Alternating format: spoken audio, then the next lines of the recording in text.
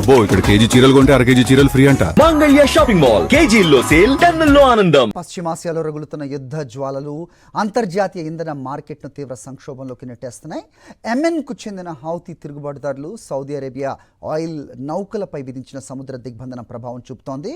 భయంతో 2 ప్రధాన ఆయిల్ ట్యాంకర్లు రెడ్ సీ మార్గంలో టర్న్ తీసుకుని సియేజ్ కాలువ వైపు మళ్ళాయి. దీంతో అంతర్జాతీయ మార్కెట్లో బ్రెంట్ క్రూడ్ ఆయిల్ ధర బ్యారెల్కు $90 దాటి రికార్డు స్థాయికి చేరింది. కాగా ఇరాన్తో యుద్ధానికి ఇప్పటివరకు దాదాపు $37.5 బిలియన్ ఖర్చయిందని అమెరికా రక్షణ కార్యదర్శి పీట్ హెగ్సెత్ వెల్లడించారు.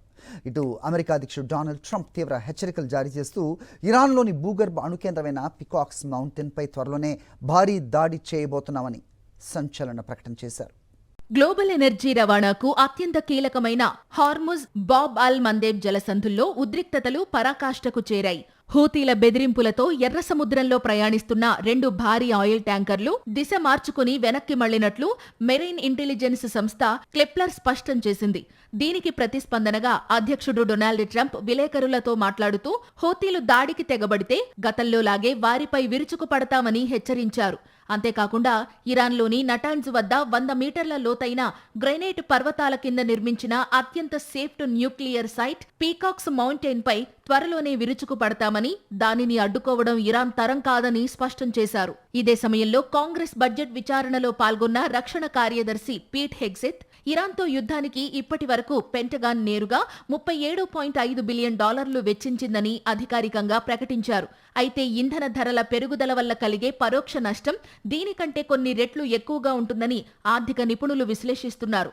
మరోవైపు అమెరికా వరుసగా 10వ రోజు కూడా ఇరాన్ మిలిటరీ కమాండ్ సెంటర్లు, క్షిపణి ప్రయోగ వేదికలపై విరుచుకుపడగా ప్రతీకారంగా ఇరాన్ తన పొరుగున ఉన్న కువైట్, బహ్రెయిన్, జోర్డాన్లోని యుఎస్ బేస్లపై దాడులు పెంచింది. ఈ దాడుల్లో కువైట్కు చెందిన విద్యుత్, మంచినీటి డిసాలినేషన్ ప్లాంట్లు దెబ్బతిన్నట్లు కువైట్ ప్రభుత్వం తెలిపింది. ఇరాన్ జరిపిన డ్రోన్ దాడుల విస్ఫోటనంలో ఉత్తర ఇరాక్లోని ఎర్బిల్ ఎయిర్ బేస్ వద్ద 30 ఏళ్ల American sergeant Michael Emmanuel Swinton ప్రాణాలు కోల్పోయినట్లు పెంటగాన్ ధృవీకరించింది. దాంతో ఈ యుద్ధంలో ప్రాణాలు కోల్పోయిన అమెరికా సైనికుల సంఖ్య మరింత పెరిగింది. ఒకవైపు అమెరికా, ఇరాన్ పరస్పర బాంబుల వర్షంతో హోరెత్తిస్తుండగా పాకిస్తాన్ రాజధాని ఇస్లామాబాద్లో ఇరాన్ హోంమంత్రి, పాకిస్తాన్ ప్రధాని, ఆర్మీ చీఫ్తో భేటీ కావడం ప్రాధాన్యత సంతరించుకుంది. వెనుక నుంచి పాకిస్తాన్ మధ్యవర్తిత్వ చర్చలు జరుపుతున్నప్పటికీ క్షేత్రస్థాయిలో అమెరికా, ఇరాన్ తగ్గేదేలే అన్నట్లు దాడులు కొనసాగిస్తుండటంతో ప్రపంచవ్యాప్తంగా పెట్రో సంక్షోభ భయాలు కమ్ముకున్నాయి. మరిన్ని అప్డేట్స్ కోసం ఛానల్ను సబ్స్క్రైబ్ చేయండి. నోటిఫికేషన్స్ కోసం బెల్ ఐకాన్ పై క్లిక్ చేయండి.